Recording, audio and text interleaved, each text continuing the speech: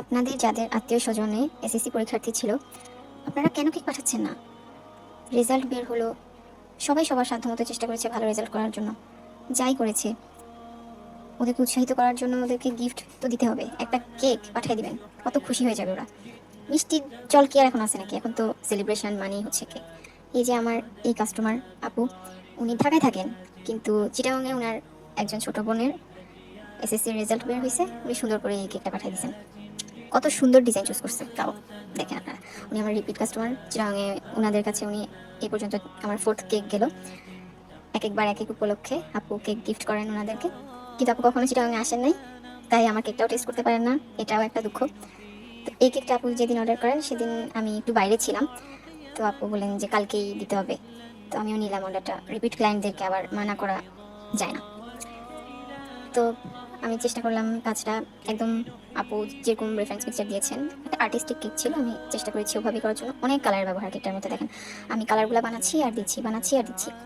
একসাথে সব কালার বানাবো ওটাও করি না। আমি কি করি, বিভিন্ন কালারের কাজ থাকলে আমি কাজ করতে করতে কালার বানাই আর কাজ করি, কালার বানাই আর কাজ করি, এভাবেই করি, যার যেমন সুবিধা আর কি, আমার এভাবেই ভালো লাগে করতে। তো আমি কেকটা বানানো শুরু করি, তখন রাত 12টার বেশি বাজে, আমার বাসায় ফিরতে ফিরতে দেরি হয়ে যায়। তো আমি আপুর থেকে সময় নিয়েছিলাম যে আমি পরের দিন সন্ধ্যায় দিব, ঠিক করে নিয়েছিলাম। তো রাতে আমি ক্রাম্প কোড করে রাখছি, পরের দিন আমি হাতে এই জন্যই সময় রাখছি যেন কাজটা আমি আস্তে ধীরে অনেক সময় নিয়ে করতে পারি, কেননা কাজটা অনেক কঠিন ছিল, যেটা সত্যি কথা, এবং অনেক টাইম কনজিউমিং ছিল, যার কারণে আমি চেয়েছিলাম হাতে সময় রাখতে। তো রাতে আমি কেকটা বানিয়ে, ঠান্ডা করতেও টাইম লাগে, আসলে কেকের পুরো প্রসেসটাই হাতে অনেক সময় নিয়ে করা লাগে। আমি ক্রাম্প কোড করে ফ্রিজে রেখে দিয়েছি, এই কারণে আমার স্কোয়ার কেকের ফিনিশিংটাও ভালো আসছে। একে তো কেকটা ছিল অনেক কালারফুল, দেখতে পাচ্ছেন, তার মধ্যে কেকটা স্কোয়ার শেপ। একটা রাউন্ড শেপের কেক যদি আপনি 5 মিনিটে ফিনিশিং দিতে পারেন, স্কোয়ার শেপ আপনার 15-20 মিনিট এমনি খেয়ে দেবেন। তার মধ্যে ক্রিমটাও একদম স্টিফ থাকা লাগে, আর তাড়াহুড়োর সময় ক্রিম স্টিফ করাটাও টাফ। এই যে এখানে দেখেন আপনারা কতগুলো শেড ইউজ করতেছি, এর উপর আবার একটা বাটারফ্লাইও আছে, ওইটার জন্য আরও অনেকগুলো শেড ইউজ করতে হবে। আর এই সবুজ শেডটা আমার ভালো হয়নি, পরে আমি চেঞ্জ করে দিয়েছিলাম, ওইটা ভিডিওতে নাই। আর ভিডিও করতে করতে অনেকগুলো ক্লিপ কেন জানি আমার রেকর্ড হয়নি। এই তো আমি আগে সবগুলো কালার দিলাম, যেহেতু শেডের মধ্যে কেকটা, আগে সবগুলো কালার অ্যাড করছি, কিন্তু ফিনিশিংটা আমি লাস্টে দিচ্ছি যেন শেড শেড একটা থাকে, একটু জল রং এফেক্ট ছিল কেকটার মধ্যে। একটা আর্ট পিস, কোনো একটা কাজ করতে করতে অভিজ্ঞতা সব দিক দিয়েই যেমন বাড়ে। যেমন আগে একটা কাজ দেখলে বুঝতে পারতাম না যে এটার মধ্যে কি কি প্রসেসিং, কয়টা স্টেপ, অনেক কালারের ব্যবহার, আমাকে কি কি স্টেপ করতে হবে, এগুলো দেখলেই বুঝতাম না।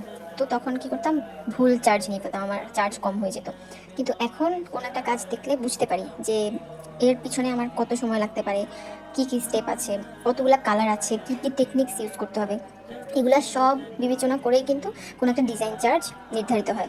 এখন আপনারা যদি বলেন ডিজাইন চার্জ কেন, এই যে যেমন এই কেকটাই দেখেন, এতগুলা কালার, এতগুলা টেকনিক ইউজ করতে হয়েছে আমাকে, এগুলো কি এমনি এমনি হয়েছে বলেন?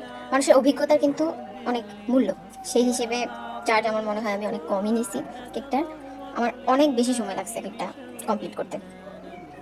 আর যেহেতু এগুলো বিদেশি আর্টিস্টদের কাজ, ওনাদের কাছে ধারেও আমরা যেতে পারবো না, এত কোর্স তো করি নাই আমরা, আমরা বলতে গেলে সেলফ লার্নার। কেক বানানো শিখছি, কিন্তু ডেকোরেশন কিন্তু পুরোটাই সেলফ লার্নিং আমার।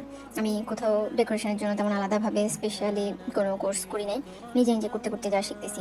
তাই টেকনিকগুলোও নিজেকেই বুঝে নেওয়া লাগে, ভিডিও দেখে দেখে বা বিভিন্ন মানুষের কাজ দেখে দেখে নিজে পর্যবেক্ষণ করে করে শিখছি।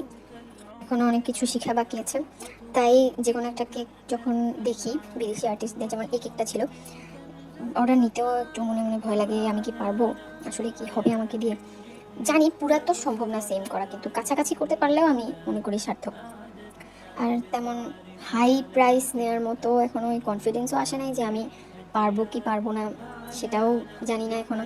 এই কারণে এত হাই প্রাইসেও যেতে পারি না, তাই মিনিমামের মধ্যে যেটা আমার মনে হয় যে আমার ওই টাইমটা জন্য দরকার, অতটুকুই নিই। আপনারা আবার ভাবেন না যে আমি একদম গলা কেটে নিয়ে ফেলছি, না, গলা কেটে নেওয়ার মতো কনফিডেন্স আমার মধ্যে এখনো আসে নাই। এত বেশি কাজ আমার মনে হয় না আমি পারি, কাস্টমার স্যাটিসফাই হন, এতটুকুই আমার জন্য প্রাপ্তি। এই তো দেখতে দেখতে আমার কেকের উপরের ফিনিশিংটা কমপ্লিট হয়ে গেছে, এখন আমার আর্টের কাজটা শুরু হবে। উপরে একটা বাটারফ্লাই ছিল কালারফুল, বিভিন্ন শেড দিয়ে করা, এবং এটার প্রসেসিংটা কেন যেন আমি জানি না, রেকর্ড হয় নাই। আমি চেষ্টা করছিলাম পুরাটাই রেকর্ড করতে, কিন্তু কি হলো আমার ফোনে আমি জানি না, আমার ফোনে চার্জ ছিল না মনে হয়। এই তো আমি শেডগুলো দিচ্ছিলাম, বাটারফ্লাইয়ের মধ্যে যে শেডগুলো আছে, ব্লু, পার্পল, একটু ব্রাউনিশ টোনের মধ্যে কালারফুল ছিল একটা। আমি এক্স্যাক্টলি করতে পারিনি, কিন্তু আমি যেটা করেছি ওটা আমার মতোই সুন্দর ছিল। নিজে থেকে তৈরি করা অনেক ইজি কাউকে কপি করার চেয়ে। এই তো আমার বাটারফ্লাইটা রেডি। ওটার মধ্যে আবার গোল্ডেন টাচ ছিল, তো আমি গোল্ডেনটা দিচ্ছিলাম বর্ডারে। বাকি সব কিছু যাও আমার কাছে ওভারঅল ভালো লাগতেছিল দেখতে, কিন্তু ওই কর্নারে যে সবুজ শেডটা, ওই শেডটা আমার কাছে শুধু মনে খুঁত খুঁত লাগতেছে যে পুরা কেকটার সাথে সবুজটা যাচ্ছে না, কেমন বেশি গাঢ়, বেশি আলাদা আলাদা দেখা যাচ্ছে। মানে কেকটা যেমন পেস্টেল শেডের মধ্যে, কিন্তু ওইটা আমার কাছে ভালো লাগতেছে না দেখতে। তো পরে আমি আপুকে ছবি দিলাম, আপুও সেম কথা বললেন যে একটু ওটা আরেকটু ব্লু এর সাথে ম্যাচ করে দেওয়া যায় কিনা। কালার ডিফারেন্ট ওইটা নিয়ে কিছু বলেন নাই, উনি বলতেছিলেন যে ওটা আলাদা আলাদা হয়ে আছে, একটু মিক্স করে দিতে। তা তখন আমি উপরে কালার চেঞ্জ করে দিলাম। আমি ভাবলাম যে না, এই কালার তো মিক্স করলেও সেম শেডের মধ্যে আসবে না, আমি কালারটা একটু হালকা সি গ্রিন বা পেস্ট ফিরোজা যাই বলেন ওই ধরনের একটা কালার দিছি পরে, যেন দেখতে পুরো কেকটাই পেস্টেলের মধ্যেই থাকে।